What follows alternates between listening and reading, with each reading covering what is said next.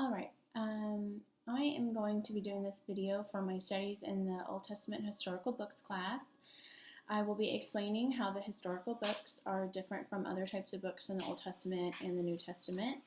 We're going to be looking at a variety of angles to see their differences. These angles include looking at their subject matter, looking at the process of interpreting them, the theological themes that are found within, and then finally how they're applied to the Christian life. So starting off with the book of Genesis and the Pentateuch, leading up to the historical books, the Pentateuch covers the creation account, the recounting of the fall of mankind in the Garden of Eden, how the Lord was no longer able to dwell among men due to their sin. The story continues to unfold with the call of Abraham, the Abrahamic covenant, the physical family of Abraham growing, of course, the enslavement of the Israelites down in Egypt and the centuries that they were displaced there in their slavery, and then the miraculous exodus out of Egypt and into the wilderness, where they were then given the law from Yahweh to Moses and then to the people. They were also given the instructions regarding the tabernacle, which then granted the ability for God to dwell among men again, because the holy place was created for him to dwell physically. The Pentateuchal books of the law also lay out the guidelines for being a nation that belonged to Yahweh. The Pentateuch then concludes with the book of Deuteronomy, and in the book of Deuteronomy, we see basic cause and effect. What will be the benefits for the life of obedience, which would be blessing, and then we see the consequences for disobedience, which would be curses, and then eventually expulsion from the physical land, which also has spiritual connotations as well. The people of Israel had wandered in the wilderness for decades, and then they were finally on the cusp of arriving in the land of promise. And here enters the scene the books of the history. The books of history are an accounting of the accumulation of the land, the establishment of an earthside monarchy, the rise and fall of what would eventually become a divided nation. With their foundational law laid and their covenants made, these books are the written record of the told history of Israel and Judah and the happenings that transpired for centuries until their demise and fall to two different enemy nations, Babylon and Assyria. And then finally, the historical books conclude with the rebuilding of that nation.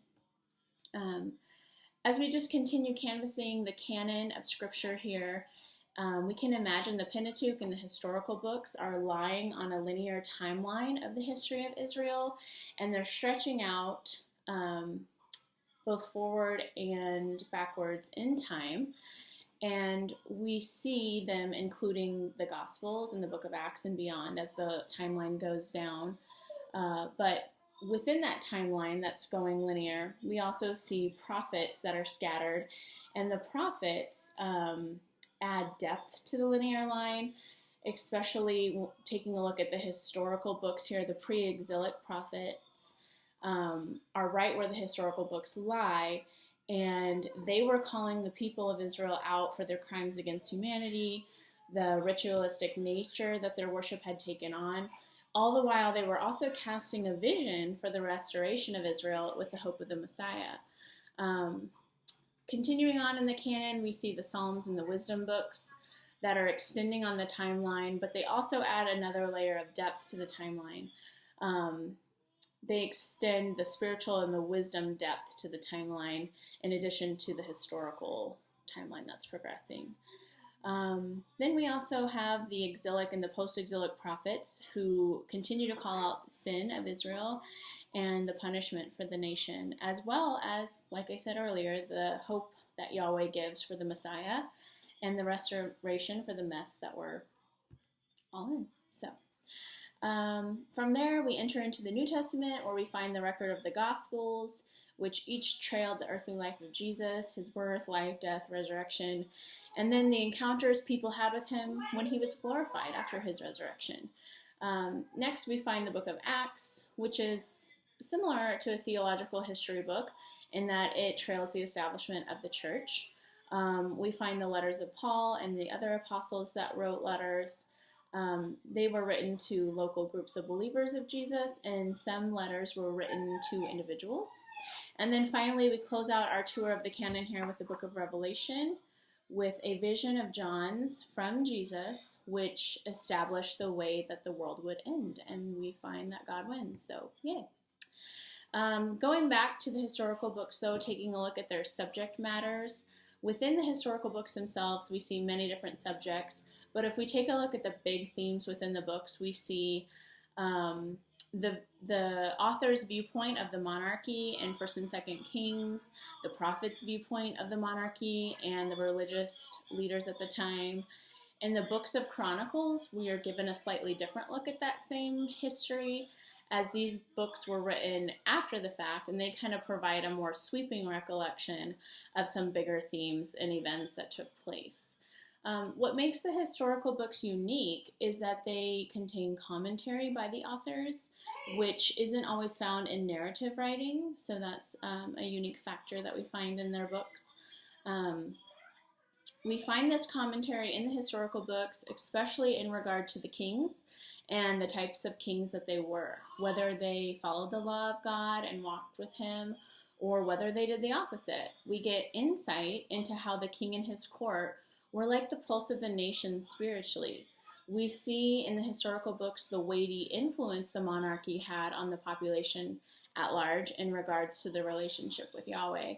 In the reading this week, I think it said, as the king's court goes, so goes the nation. And we get that perspective as we read the historical books. After we take a look at their subject matter, we look at how do we interpret this correctly. We need to first understand what these books are, that they were theologically influenced and they were a national record of the nation of Israel for a certain time in their history.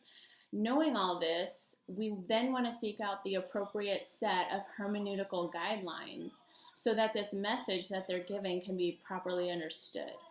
We understand their place in the canon at large. At the beginning of this video, I kind of did an over-sweeping tour through the canon and where they fell, that they follow the Pentateuch.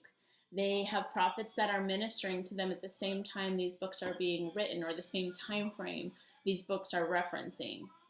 And then they have prophets that come after them at the conclusion of the writing of the historical books.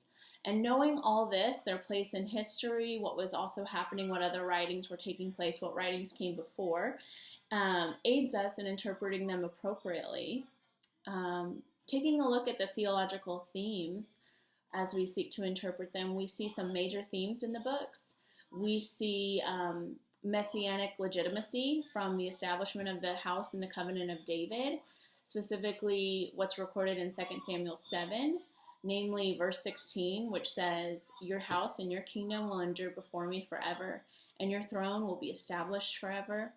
We see Yahweh redemptively and sovereignly working through history to bring about his salvation. That aspect of the story sweeps throughout the whole canon, and we can really see that theme here in some theological elements in the writings. Ultimately, these books communicate divine and eternal truth, which takes me to my last point today. How do we apply these as Christians in the time frame that we live in this world? How do we apply them to our life? Are they beneficial? Are they something that we can dwell on, study from, get devotions from? And so let's take a look at that as I close out here. In the readings this week, Merrill forewarns the Christian not to be ignorant of genre. We want to be aware of the genre, even many genres within a genre as a whole. We don't want to allegorize details that are not written to support the main storyline. Merrill states, a historical narrative should not be allegorized so that the details in the story take on a special significance. We should not read the historical books with the intent to find proverbs for our day-to-day living. We must also remember that these texts are not prescriptive. We should not go seeking for applications and devotions that the author did not intend. In going back to the point of these books not being prescriptive, Merrill also says that the Bible records examples of good and bad motives, godly and ungodly conduct, and appropriate and inappropriate speech. The characters described in the historical narratives often make mistakes, and they're not always intended to be examples for us as Christians. However, when we interpret them correctly, history can always teach us a good lesson. We don't want to ignore lessons that we can learn from the characters within the books. As I was doing this study and prepping this lesson or this video here, Proverbs 6:20 through 23 came to mind. It says, "My son, keep your father's commandment and forsake not your mother's teaching.